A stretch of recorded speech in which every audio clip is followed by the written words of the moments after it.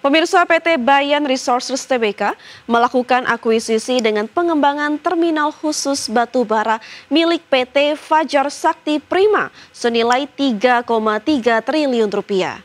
BYAN menggenggam 90% saham PT FSP dan menjadi pengendali utama atas perusahaan tersebut.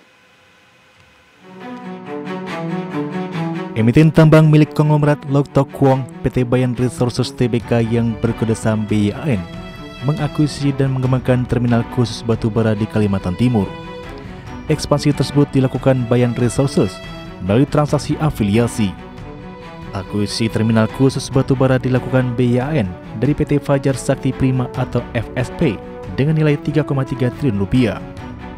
Jumlah itu termasuk akuisisi aset berupa tanah senilai 69,06 miliar rupiah, bangunan kantor dan mes dermaga dan infrastruktur pendukung 1,31 triliun rupiah, mesin peralatan alat berat dan kendaraan 1,54 triliun rupiah, serta construction in progress dan suku cadang 375,9 miliar rupiah.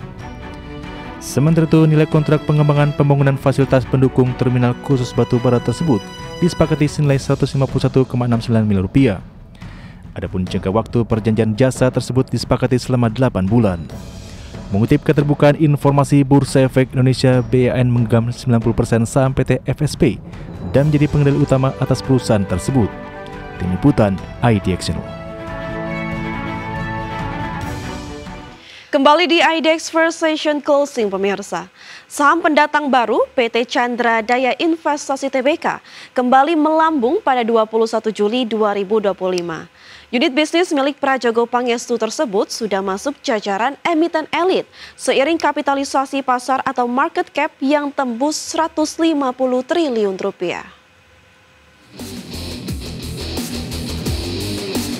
Saham pendatang baru PT Chandra Daya Investasi Tbk dengan kode saham CDIA kembali melambung pada tanggal 21 Juli 2025. Kini unit bisnis milik Prajogo Pangestu tersebut sudah masuk jajaran emiten elit seiring kapitalisasi pasar atau market cap yang tembus 150 triliun rupiah. Mengacu pada data Bursa Efek Indonesia, saham CDIA naik hingga auto reject atas atau arah 20% ke Rp1.215 per saham. Nilai transaksi tercatat mencapai 12,01 miliar rupiah dan volume perdagangan 9,89 juta saham. Pada 17 Juli lalu, bursa sempat melakukan suspensi saham CDIA dalam rangka cooling down usai arah berjilid-jilid sejak debut di Bursa Efek Indonesia pada 9 Juli lalu. Dengan ini, saham CDIA meroket 539,47% sejak melantai di Bursa Efek Indonesia. Seiring lonjakan harga saham yang fantastis, kapitalisasi pasar atau market cap emiten yang memiliki fokus bisnis yang strategis di sektor logistik, energi, dan infrastruktur pelabuhan ini mencapai 151,7 triliun rupiah. Menduduki peringkat ke-16 besar melampaui emiten induk peritel grup Salim PT Indo Retail Makmur Internasional Tbk dan satu peringkat di bawah bank plat merah PT Bank Negara Indonesia Persero Tbk. Tim Liputan IDX Channel. PT Energi Mega Persada atau ENRG mengantongi dana 338 miliar rupiah dari aksi private placement, di mana Bakri Capital Indonesia menyerap seluruh saham baru yang diterbitkan ENRG. PT Energi Mega Persada Tbk atau ENRG mengantongi dana 338 miliar rupiah dari aksi private placement. Dalam aksi ini, Bakri Capital Indonesia menyerap 1,17 miliar saham baru ENRG. Dengan demikian, Bakri Capital Indonesia memiliki 9,09% saham perusahaan energi ini. Tambahan modal tersebut membuat saham beredar ENRG naik menjadi 25,99 miliar lembar dengan modal setor 6,89 triliun rupiah. Wakil Direktur Utama ENRG Edwardus Ardianto menyebut, dana private placement sudah dicairkan ke PT Imbang Tata Alam atau ITA pada 11 Juli lalu. Dan ini dipakai untuk aktivitas pemboran di Blok Malaka Strait yang menjadi aset strategis ENRG. Sebanyak 70% dana untuk pemboran sumur, sedangkan 30% untuk modal kerja.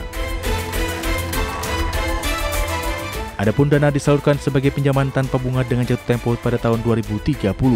Jika Imbang Tata Alam tak mampu membayar, ENRG sudah menyiapkan opsi restrukturisasi atau konversi pinjaman menjadi modal. Harga eksekusi private placement ditetapkan Rp288 per saham. berbagai sumber untuk ID Action. PT Vale Indonesia Tbk atau emiten berkode saham INCO atau INCO menunda pelaksanaan rapat umum pemegang saham luar biasa yang seharusnya digelar pada 18 Juli lalu. Penundaan ini terjadi karena quorum kehadiran tidak terpenuhi sesuai dengan anggaran dasar perseroan dan ketentuan pasar modal yang berlaku. PT Vale Indonesia Tbk emiten berkode saham INCO menunda pelaksanaan rapat umum pemegang saham luar biasa yang seharusnya digelar pada tanggal 18 Juli lalu. Penundaan ini terjadi karena quorum kehadiran tidak terpenuhi sesuai dengan anggaran dasar perseroan dan ketentuan pasar modal yang berlaku. Dalam keterangan tertulis, Head of Corporate Communication Vale Indonesia Vanda Kusumaningrum menyatakan bahwa jadwal ulang RUPSLB belum ditentukan. Perseroan akan menyampaikan informasi lebih lanjut kepada pemegang saham dengan tetap mengacu pada ketentuan hukum dan peraturan yang berlaku. Ia menegaskan pembatalan RUPSLB tidak berdampak pada fungsi organisasi maupun arah strategi perusahaan. Menurut Vanda, seluruh fungsi dan strategi PT Vale Indonesia tetap berjalan efektif di bawah kepemimpinan direksi dan Dewan Komisaris saat ini. Emiten pertambangan nikel tersebut hanya mengusung satu mata acara dalam RUPSLB, yakni perubahan susunan pengurus. Hal itu menyusul mundurnya Febriani Edi dari posisi Presiden Direktur dan Chief Executive Officer Vale Indonesia, usai ditunjuk sebagai Managing Director PT Danantara Aset Manajemen Persero. Tim Liputan ID Action.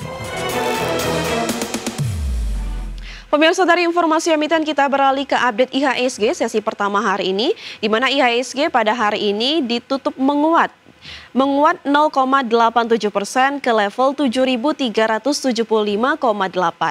Adapun IHSG tadi pagi dibuka di level 7.366 dan sempat menyentuh titik tertinggi di level 7.385 dan menyentuh titik terendah di level 7.306. Adapun 286 saham mengalami penguatan, 302 saham mengalami penurunan dan 215 saham stagnan atau tidak bergerak.